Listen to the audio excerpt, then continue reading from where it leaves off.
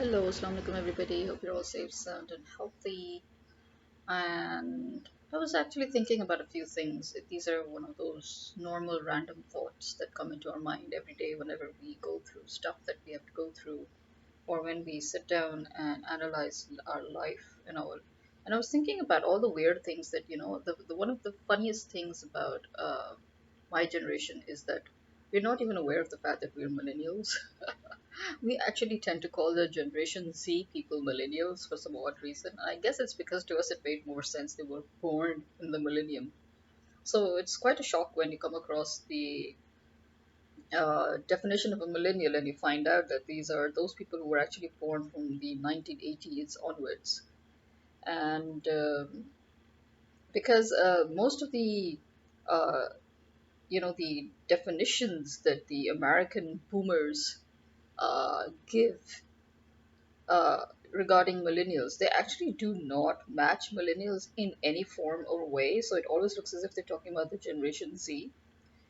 Um, so I thought that there's this thing really needs to be clear because we make the same complaints. We the millennials we make the same complaints about Generation Z. But I guess it's also because of the fact that we the Generation Y millennials we have. Maybe it's because we have inherited this whining from the boomers, I guess. Every generation has to whine about the next. But the truth is, um, I think the people who are born from the 1980 onwards are right now in their 40s at the maximum, right? Um, and I think to us, like we are that generation where we started off when there was no internet or computers and all, and then but while we were still young, so we got introduced to all of this. So it's not like we were actually yes, half of us were born into the technologically this digital world, but half of us were not born. You need to remember that those of us born in the 80s and the 90s, we were not really born into technology because technology properly came on a commercial level into everybody's home in the mid 90s, mid and late 90s, so mostly mid 90s, yes. So it's true that my dad had a computer. He bought one of the first commercialized computers, and that was in the 70s. But again, those computers were not so vastly commercialized as when Windows came into the field, and it brought Windows 95, and then the whole um, PC concept of having a PC at home began.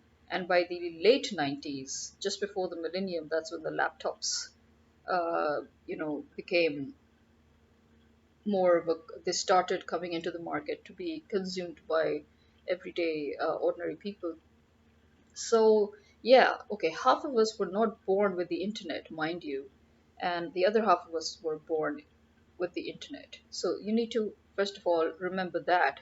I mean, no wonder us millennials complain about millennials because actually we may be the same generation, but you're talking about two halves, and that is actually the quirk of our generation. You can say that is the unique point of our generation is that half of us were born prior to the digital world, and the other half of us was born right into the digital world. Those half of us that were born prior to the digital world, we are the ones that actually initiated technology. We ushered technology into the common man's world, you can say. So, but despite the fact that it is this half of us that is responsible for making the world digital, that does not mean that the whole lot of us of this part of this half of the generation would be adept. I mean, we are adept, but I mean, not the way the ones who are born into it are now. So our parents got introduced to the digital world late in life, but so did we. Even though we are the ones who, it's our half that initiated the generalization of it, and then the other half, the half that was born in the late 90s onwards, um, they are the ones who are more adept because they are the ones who created it all, you could say. So the Generation Z, first of all, this is something that I've kept on saying is that we have no right to complain about Generation Z. Why? Because the world had started collapsing thanks to the boomers. The boomers need to remember this. Their generation is the reason why the world is the way it is today. The world is a mess environmentally speaking. The world is a mess on a humanitarian level. The world is a mess economically speaking. It is a mess opportunities wise. Why? Because of the boomers. Because they are the most corrupt generation, you could say, ever. I mean, the level of corruption that has brought the world down to this point, that level of correction of corruption was created by the boomers. They need to remember that, and they need to be ashamed of it. They need to acknowledge it. They need to admit it. That generation has eaten up, and this is on a global level. You see, it's not just my country, because I'm noticing this, that this is on a global level. The reason why universally the world is going down is because that generation, Generation X, the boomers, they have been highly irresponsible because they were the generation that was born into opportunities. You need to understand that. They were the generation that was born into opportunities. And they were the generation that broke down all opportunities. So, our generation, we were not born with opportunities. We were born with a small amount of opportunities that we thought we could expand on, but those opportunities fizzled out before we could do much. So our generation basically created those opportunities that the new generation can still enjoy, which is again working in the digital world, in the tech world, okay, where one could be self-sufficient. Our generation had to work in the garages of our parents in order to create technology. So this is the Generation Y, okay. Generation Y is the one that started building new careers, creating new careers, okay. So yes, if that is why I think we feel we have the right to complain. Actually, if we talk about Generation Z not taking advantage of that, because we have literally given them that opportunity that we never got, and which is to be able to, um, have new careers that they could work on solo. As you know, it is our generation that started working as indies.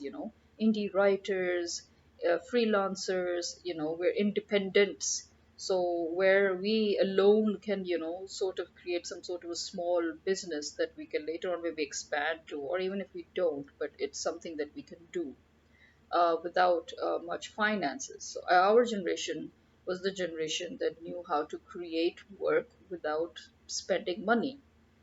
The new generation, I think that they are completely ruined. They have because when we ended up with no little to no opportunities, that means now they have zero to minus opportunities. That is a fact. Because again, just because they're Generation Z does not mean that every single one of them is going to enter into the tech field again, because how much more, there is in every field has a limit, and every field has an influx. And so you cannot just, it's like how, in our generation our parents pushed most of us into the medical field or the engineering field.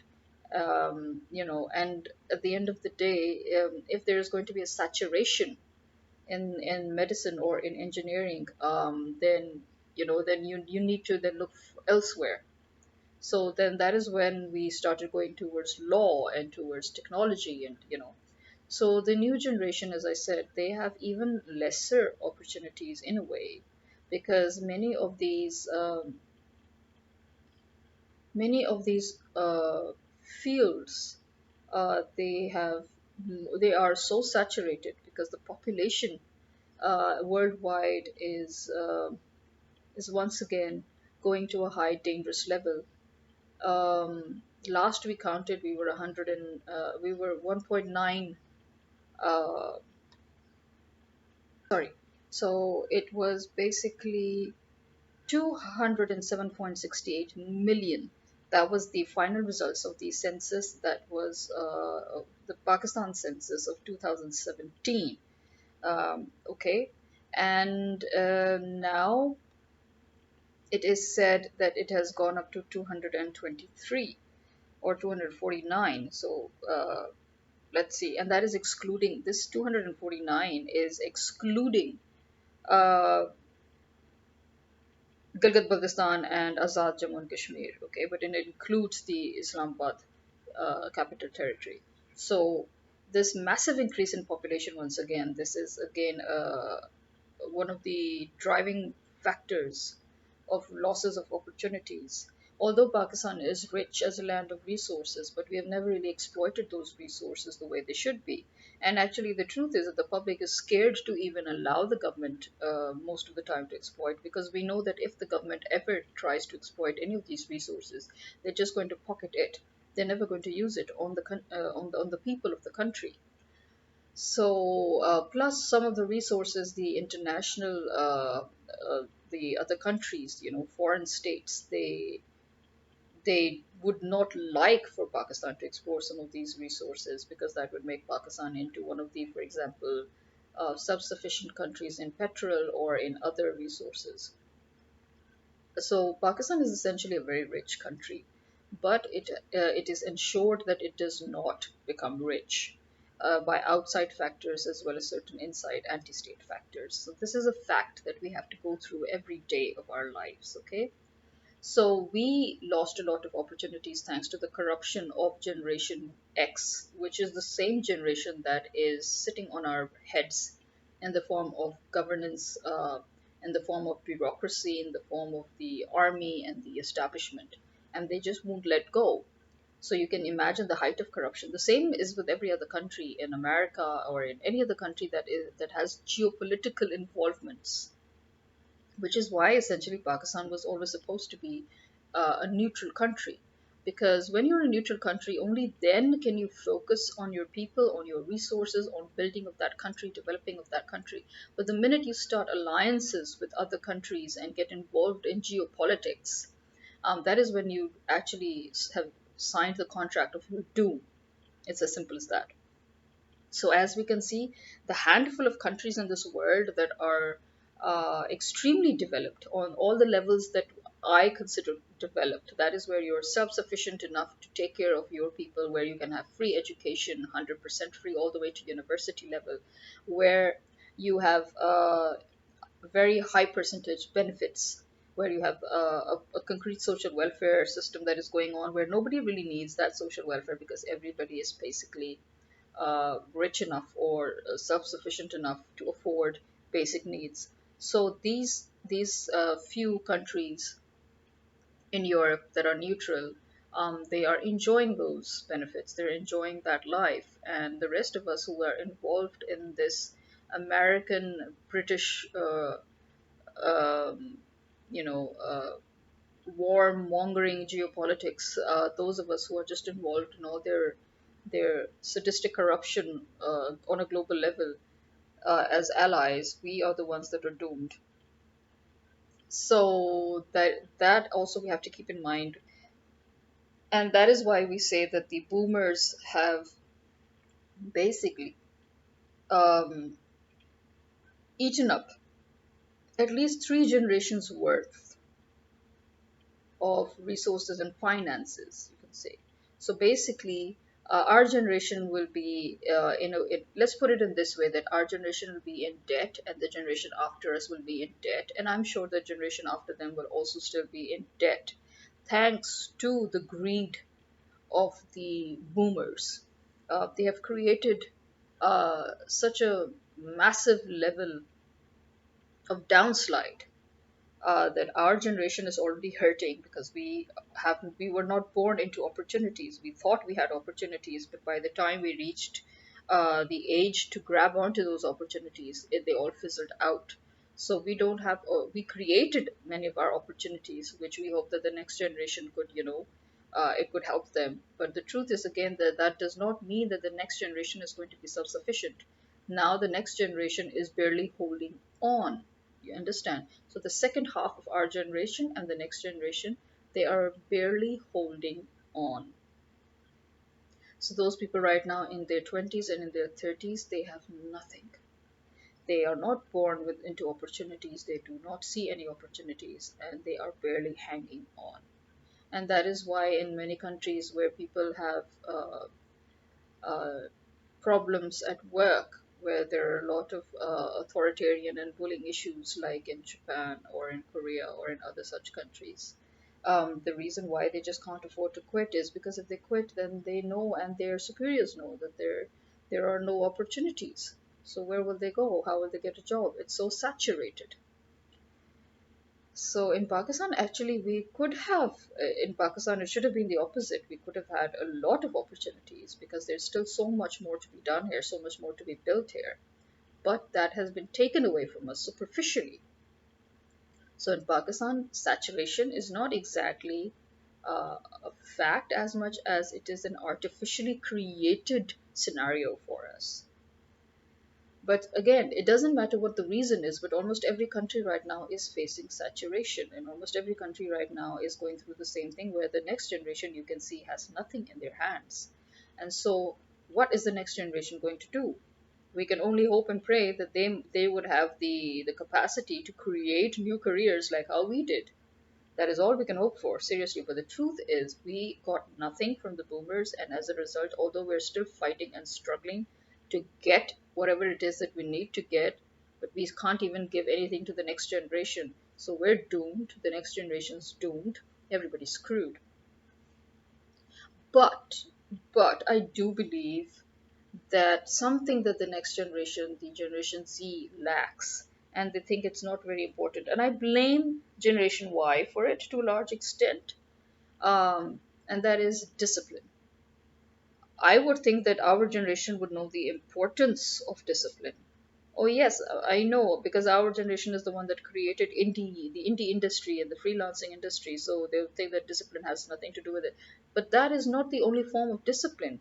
Discipline is when, after all, the reason why we could create all these new fangled stuff, the reason why we could create new careers is again because of discipline.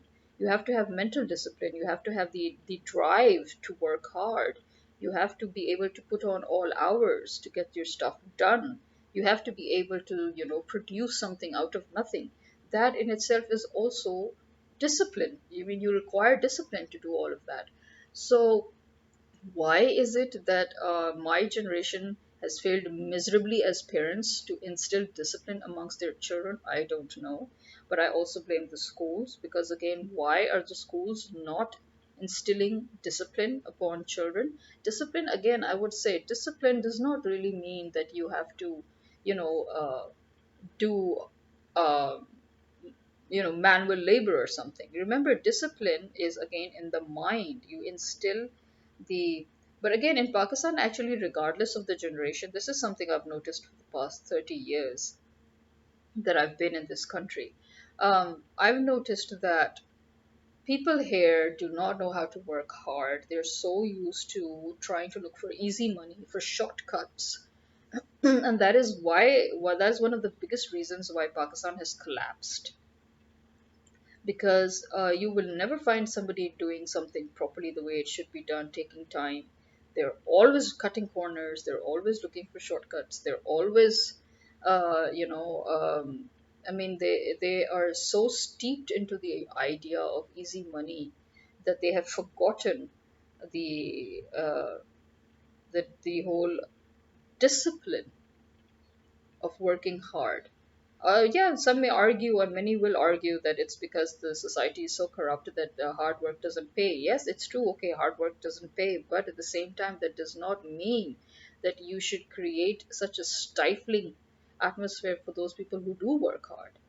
So what happens is that the people who are qualified, who have merit, who work hard, they are pushed aside and they don't get anything. They don't get any reward, and people who use shortcuts, dishonesty, cut corners, they get the reward.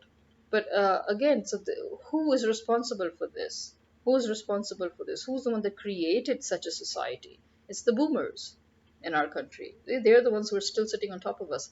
Because again, I would say that we talk so much, we brag so much about how we have the one of the largest human resources in the world. As in we have youth. The largest majority of our human resources is youth. But what have you done to the youth, and what have you done for the youth? The youth is wasting away because there's nothing for them to do. There's no jobs, there's no opportunities. And how long are we going to work on self created careers? Seriously, I mean, fine, okay, they may help us to an extent. We as freelancers, the reason why Pakistan is number 3 in freelancing is because our generation has no other choice really but to freelance, because that's the only thing we can do at this point where there are no opportunities. So again, who created this chaos, who created this situation? It's the boomers in our country especially. So we are left with nothing in our hands, and we have nothing to offer, and we have nothing to give to the next generation as well. So they will be left on their own because we are still fighting to get something that is ours, and we will never get it. Let's just realize that already. We'll never get it, and if we won't get it, then obviously the next generation won't get anything either. So the boomers have ruined 3 generations, really. They have ruined 3 generations, ours and the next 2 to come. And they are so proud of it. The boomers are so proud of the amount of wastage and the amount of carnage that they've laid out. So it's very, very concerning. It's extremely concerning that the boomers have pushed the world towards the brink of destruction, the brink of nothingness, the brink of emptiness, of darkness. And they're still not leaving us alone. So, but, but again, I would say that one of the biggest problems that the generation Z is actually facing is lack of discipline. Again, discipline does not mean that you should bow down to your parents every morning. It does not mean that you should have uh, it means that you should learn how to discipline yourself, your life, so that when you start something you know how to complete it, so that you know how to work hard, so that you understand that nothing comes easy. Even in this society where everybody's cutting corners and looking for shortcuts, even they are not getting it easy, mind you, because their losses outnumber their income, okay, or it outnumbers their rewards that they may get. So without self-discipline, we cannot move forward. We cannot better our lives. We need to learn to focus on our work. It's very easy to say we have ADHD. Yeah, the whole world has ADHD now all of a sudden. Yeah. Why is it that suddenly this whole world, has got ADHD? Seriously? That is bull. Okay, that is a lot of bull, because I don't think ADHD is as common as people are trying to make it out to be. True, genuine cases are still very rare. Okay, it's not ADHD, you just don't have self discipline. You need to learn to focus on what it is that you're doing. And if you can't focus, then it means there is something that is constantly bothering you and distracting you. You need to remove that distraction. And again, this requires self discipline to remove distractions to enable you to focus. Okay, so there's that. So I do believe that, for example, the young generation, I don't remember anybody waking me up to go to university. Why do I have to wake the next generation up to go to university? Why can't they put on the alarm so that they can go to their university? And if they have put on the alarm, why can't they wake up? I mean, this is even worse. Why is it that you think that it is okay for your parents to waste so much money on your education if you're not even serious about it, that you can't even wake up to go for your classes? So this is also lacking in self discipline. And to have that absolute, especially when you're in your 20s now. So if you're in your 20s and you still lack that basic common sense of what it is that you need to do and what it is that you can't do or should do, then I mean, if you can't even grow up at this age, then what is it that you're learning in the universities that you're going to, and how can you make a career when you're still thinking? Actually, the new generation is thinking about businesses, but they do not understand that our generation, when we started careers, again, I would remind you, we started from zero. Our parents didn't give us anything. Our parents did not even finance our generation. Our generation was known to create money from zero money, to create careers from nothing, to do businesses from nothing, right? But the new generation is even more well equipped than us, which makes me wonder, why is it that they still want to be financed? You can start a business on mobile. You just need one mobile and you can start a business. I mean, this is how easy it has become for the next generation if they want to continue in the digital world or even in the non-digital world. The point is that their options of starting from zero, as in regarding money, their options to start without any money to make money is more. We created more of those options than we had. So yes, so when we complain about how the generation Z people are so lazy and so callous, and they're looking for shortcuts and they're looking to cut corners, and they all want to do business. Nobody wants to work, nobody wants to do a job, they all want to do a business, but they want you to finance them.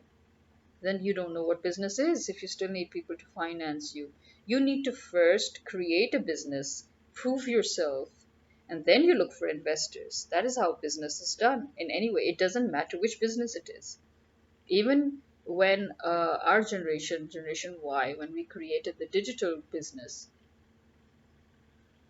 we looked for investment after we created something that was worthy to invest in.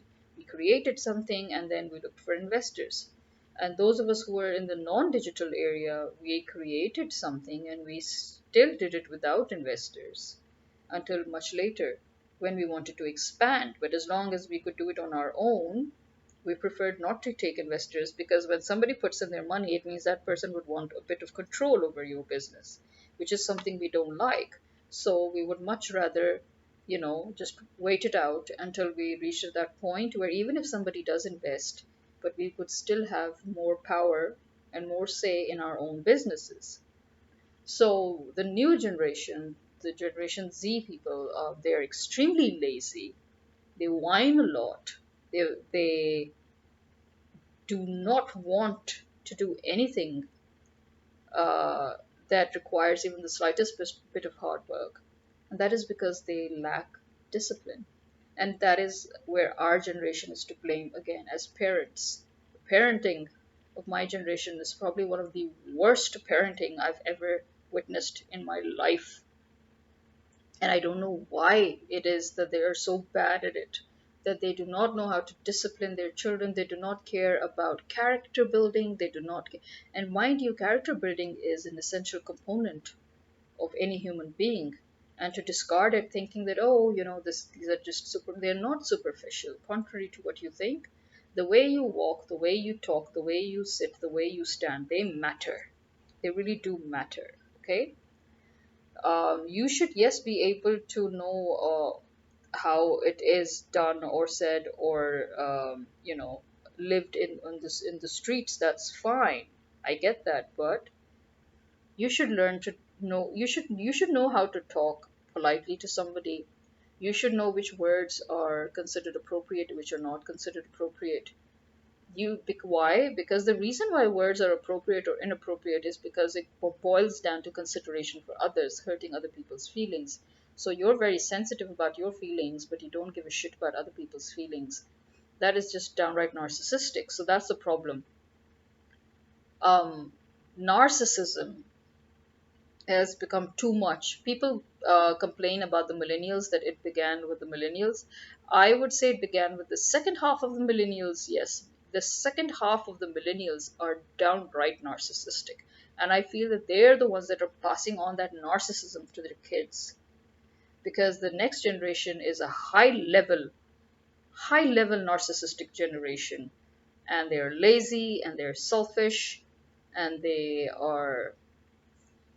only know how to take, they don't know how to give, and they're always complaining, and they are never ever in the mood to try something new, or to check something out, or to observe, or to explore, or to travel, or to move out. So they are, and again, I would blame our generation when it comes to traveling and moving out, is that our generation has lived in this atmosphere where now everybody's caged in. We blame the social media for caging people in and making them antisocial, but the truth is, people were already becoming antisocial, which is why the social media and the digital platforms became a very welcome retreat for people. Why did people become antisocial? Again, because of the society, the environment, the limitations, the restrictions that became, part of our life that got imposed on us, where we lacked opportunities. You understand that opportunities play a big role in the way you live your life. A life without opportunities means limiting yourself until you come to a point where you have limited yourself to just a room in the house or just a house. And so the next generation, which is born into the digital world, which is born into smartphones and technology, they see no need to go out and play. But mind you, this next generation, also when they were young, they did go out and play. They did have healthy lives. They did, they went swimming. They were involved in sports and everything. It's only when they became teenagers that they became more and more immersed in their own worlds, and you could say they became antisocial. But you know what, teenagers usually are antisocial in their own way, so there's nothing to complain there. But what is concerning is that the environment is no longer conducive. The environment is no longer conducive for for going out and traveling and have living healthy lives. Only few people now can do it, where this is something that everybody could do for free, but now even this has become difficult for the ordinary person, because the ordinary person is now immersed in just making ends meet. And so the next generation is even more limited, more restricted, because we're always scared. I mean, I've seen it myself. I've seen the parents say, oh, don't go out, oh, this will happen, don't go out, that will happen. And then, but the fact is that it is true that yes, the environment has become more toxic, more dangerous now for kids to go out. Before, it was usually considered safe for kids to go out and play, but now it's not safe for kids to go out and play. Look at the crime rate, look at the corruption rate, look at the environment, look at what's going on around us. Nobody's safe.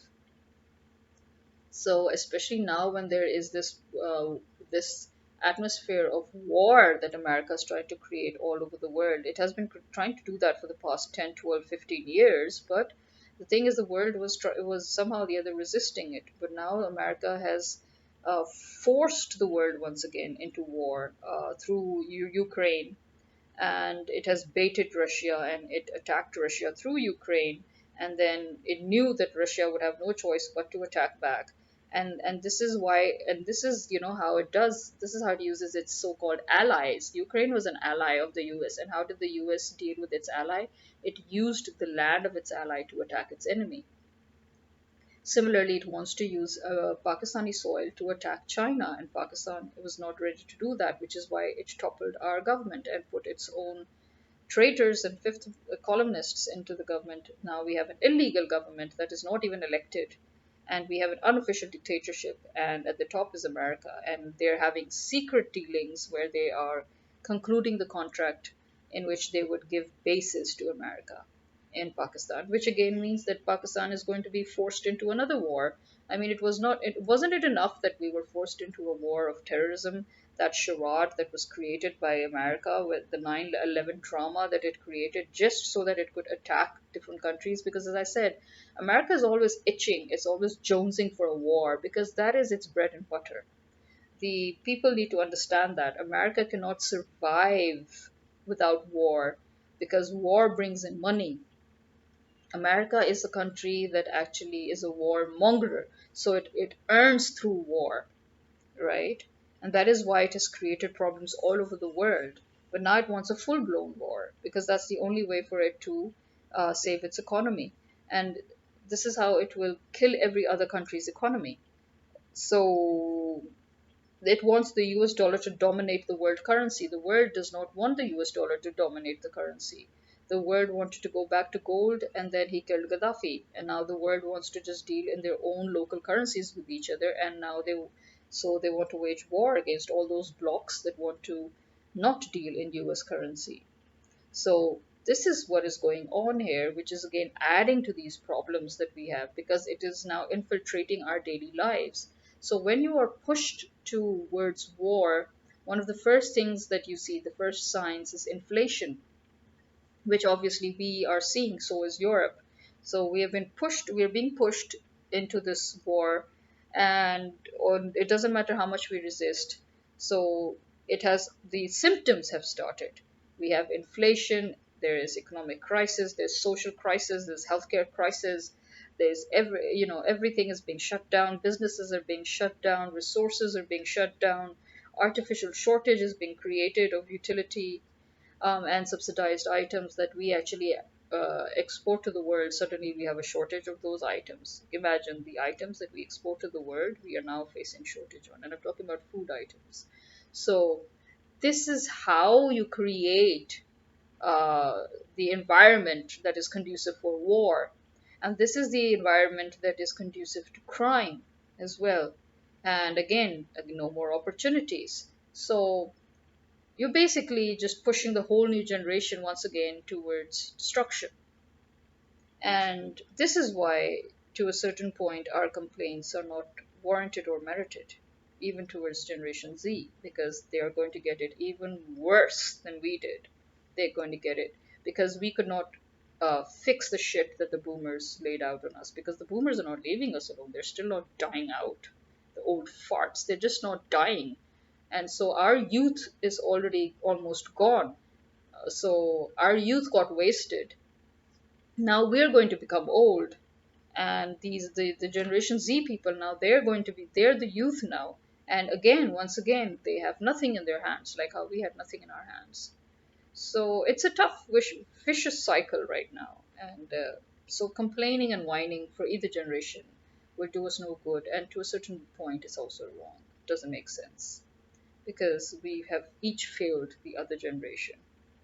And actually, the boomers have failed all three coming generations, really. So we have failed in the sense that we couldn't stop them. We couldn't stop them, we couldn't fix it. And we are still uh, going through shit because of them. And we can't fix it. We can't clean the toilets.